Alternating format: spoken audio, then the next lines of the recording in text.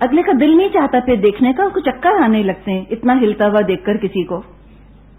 یا بعض لوگ بات کرتے ہیں وہ سر کو اتنے جھٹکے دیتے ہیں. ہم گئے تھے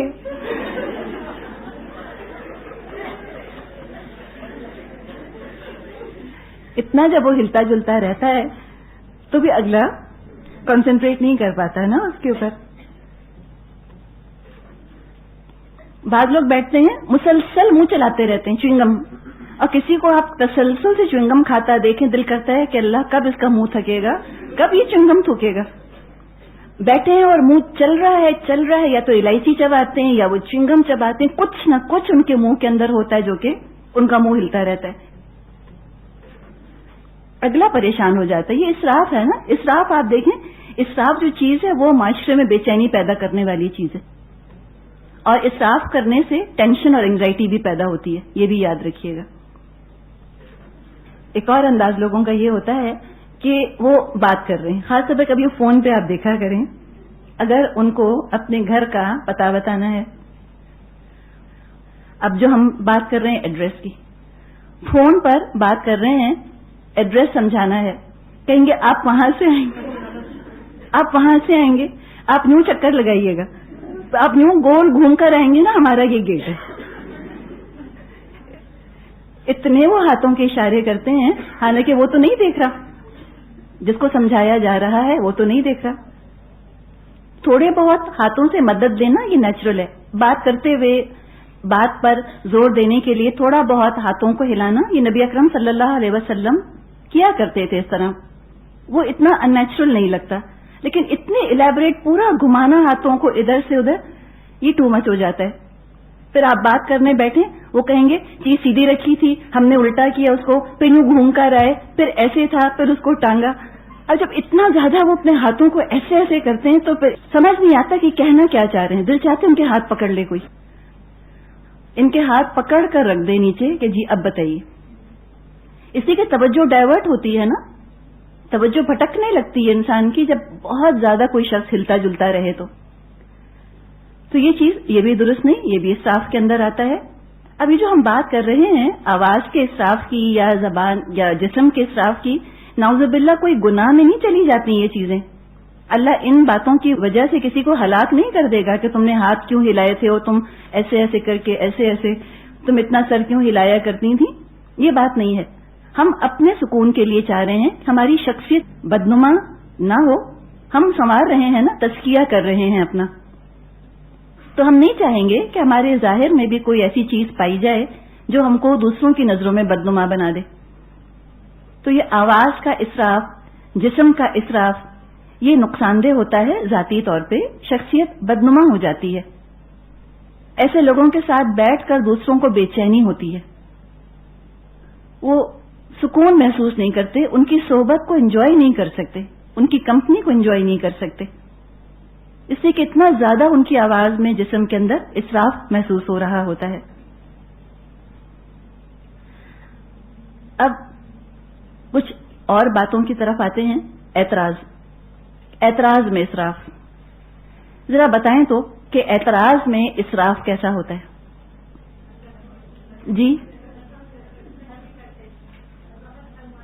جی ہاں، ایک سویپنگ سٹیٹمنٹ دے دینا، 1000 دفعہ کہا ایسے نہیں کرو، 36 دفعہ بات بتائیے. اب اس کو ہم اسراف کہہ رہے ہیں، جھوٹ نہیں کہہ رہے، اس لیے کہ یہ محاورہ ہے نا. 1000 کا مطلب کوئی یہ نہیں سمجھ رہا ہوتا کہ 1000 دفعہ ہم نے یہ کہا. لیکن جب ہم اس طرح کے الفاظ استعمال کرتے ہیں کہ میں 10 دفعہ یہ بات کہہ چکی ہوں، میں 36 دفعہ کہہ چکی، 1000 دفعہ تم سے کہا یوں مت کرو، تو آپ خود کہہ کر دیکھیں، کہتے کہتے جھنجھلاہٹ شروع ہو جائے گی، جھلاہٹ آنے لگتی ہے انسان کے اندر، اریٹیشن شروع ہو جاتا ہے. اور اس طرح کی باتیں اگلے پر بھی بڑا منفی اثر ڈالتی ہیں، ڈٹائی آنے لگتی ہے سامنے والے میں. جب ہم سویپنگ سٹیٹمنٹ دیتے ہیں، ہم بات کو ایگزیجریٹ کرتے ہیں، غلف مبالغہ کرتے ہیں، اسراف کرتے ہیں، اگلے کے اندر ڈٹائی آتی ہے. آزما کے دیکھ لیں، جو مائیں اپنے بچوں کو بہت ڈانٹتی ہیں، جو مائیں اپنے بچوں پر بڑے بڑے اعتراضات کرتی ہیں، بالکل ڈھیٹ ہو جاتے ہیں بچے، سنتے ہی نہیں. ایک طرح کا اپنا وہ یوں سمجھے کہ ڈیفنس میکینزم بنا لیتے ہیں، دفاعی ترکیب ایسی کر لیتے ہیں کہ بات ہی نہیں سنتے. کہتے ہیں امی کو تو عادت ہے، اسی طرح بات کرتی ہیں، ہر چیز کو بڑھا چڑھا کر بتاتی ہیں. یا چھوٹی چھوٹی چیزوں میں کہنا کیا مصیبت ہے، کیا مشکل ہے، کیا آفت آ رہی ہے، میں تنگ آ گئی، میں تنگ آ گئی، چھوٹی چھوٹی چیزوں کے اندر یہ کہنا، یہ بھی اسراف ہے نا اعتراض کے اندر. ہر وقت مشکل، ہر وقت مصیبت نہیں ہے. اور تکیہ کلام بنا لینا ان الفاظ کو. ایسے کہتے کہتے انسان خود کو جھنجھلاہٹ میں مبتلا کرتا ہے، اپنا اینگزائٹی لیول بڑھاتا چلا جاتا ہے. کہنے والے کو غصہ آتا ہے، جھنجھلاہٹ ہوتی ہے. تو یہ اس طرح سے اعتراض کرنے میں یہ الفاظ انسان نہ استعمال کرے. پھر تنقید کرنے میں کسی نے کوئی کام غلط کیا، ٹھیک ہے، غلطی ہو گئی اس سے، جتنی غلطی ہے اس غلطی کو اسی حد تک رکھ کر تنقید کرنی چاہیے کہ آج کھانا اچھا نہیں پکا، آج کھانے میں نمک تیز ہو گیا، یا تم نے عصر کی نماز نہیں پڑھی، یا تم نے کل جھوٹ بولا تھا. ٹھیک، اسپیسیفائی کر دیا. یہ کہنا تم تو ہمیشہ ایسے ہی کرتے ہو، تمہاری تو عادت ہی ہے نماز نہیں پڑھنے کی، تم نے تو کبھی میرا خیال ہی نہیں کیا، تم تو ہمیشہ جھوٹ بولتے ہو، تم سے تو کھانا کبھی ٹھیک پکتا ہی نہیں. یہ انداز اختیار کرنا اسراف ہے، غلوف کیا، مبالغہ کیا. اس میں بھی آپ دیکھیں جو کہہ رہا ہے اس کو بھی غصہ زیادہ آئے گا. آپ خود اپنی زبان پر محسوس کیجئے ان الفاظ کو کہ تم نے آج ظہر کی نماز نہیں پڑھی، یہ کہنا، اور یہ کہنا تم لوگ تو کبھی نماز پڑھتے ہی نہیں. فرق ہے نا اس کے اندر. اپنے اندر بھی جھنجھلاہٹ پیدا ہوتی ہے اور سننے والے کے اندر بھی اس کا ری ایکشن آتا ہے، رد عمل آتا ہے.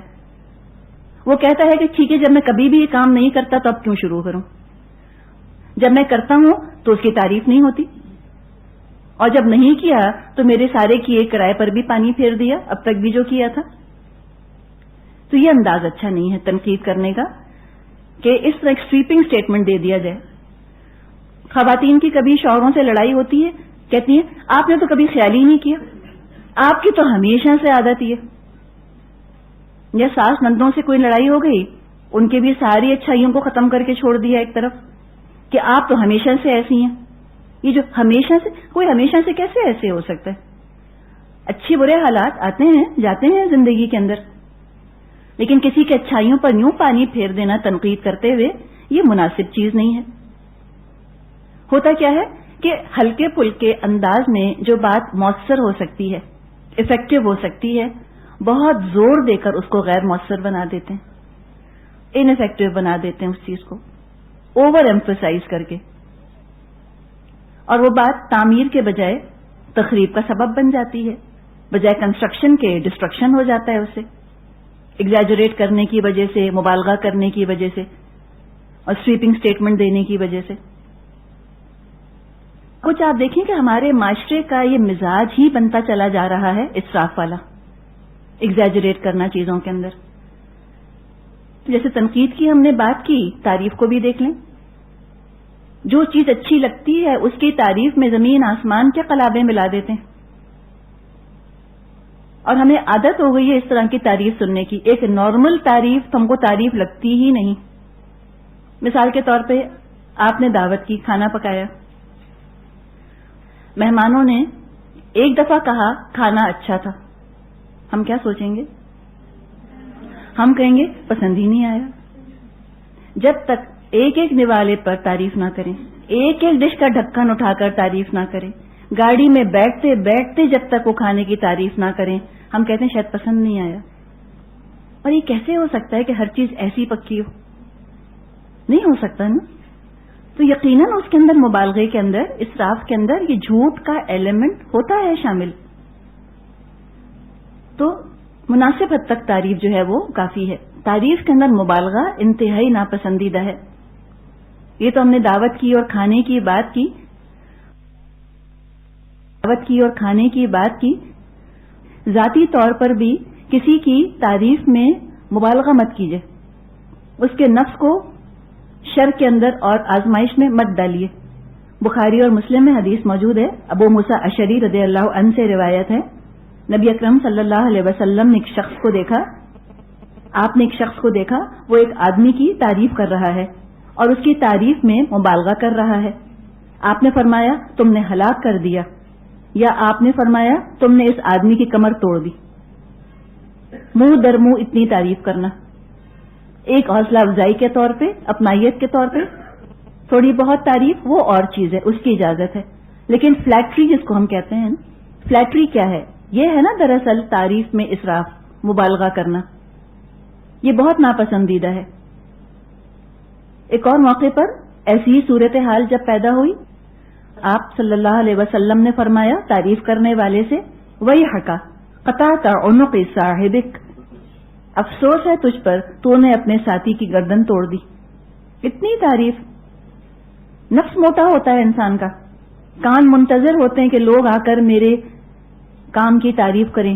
اس میں دکھاوا شامل ہوتا ہے، نیت کے اندر بگاڑ آتا ہے، للہیت نہیں رہتی. جب لوگوں سے تعریف سننے کا شوق پیدا ہوتا ہے تو اللہ سے تعریف سننے کا شوق مدھم پڑتا چلا جاتا ہے. ایک انسان فرض سمجھ کے کام کرے اور اس کو پھر نیکی سمجھ کے کرے اور اللہ کے لیے کرے اور لوگوں سے سلانا چاہے. تو تعریف میں مبالغہ، تعریف میں اسراف بہت ناپسندیدہ ہے. اور اس کے اندر پھر جھوٹ بھی شامل ہو جاتا ہے. کوئی پارٹی ہے، کہیں ہے، کسی کو دیکھا، اب جب آپ نے پہلے دیکھا تھا تو 20 پاؤنڈ وزن زیادہ تھا، اب آپ نے دیکھا تو 20 پاؤنڈ وزن کم ہو گیا.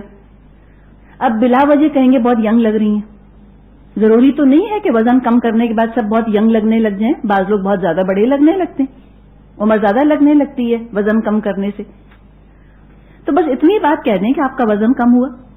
اب ساتھ یہ تعریف کرنے کی جھوٹی کیا ضرورت ہے کہ آپ اتنی ینگ لگ رہی ہیں اور اب تو 20 سال کی لگ رہی ہیں اور اب تو ان میرڈ لگ رہی ہیں. اس طرح کی باتیں کرتے ہیں اور ان باتوں پر سننے والے بھی بہت خوش ہوتے ہیں. کبھی آپ کسی مجلس میں بیٹھ کر لوگوں کو ایک دوسرے کی تعریف کرتے ہوئے سن لیں.